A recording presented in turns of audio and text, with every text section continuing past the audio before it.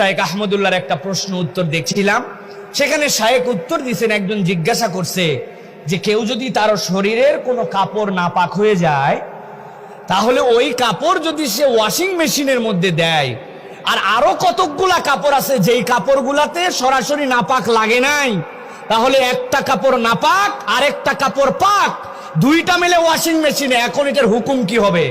আপনার কি মনে হয় 1450 বছর আগে ওয়াশিং মেশিন তো দূরের কথা, কিচ্ছুই নাই, কিন্তু কোরআন সুন্নাহর মধ্যে তাহারাতের যে বিধান আছে, ওই মাসালার উত্তর শুনলে মনে হবে গতকাল বোধহয় মেশিন আবিষ্কার হওয়ার পরে ইসলামী ফিকহ এই উত্তর দিয়েছে।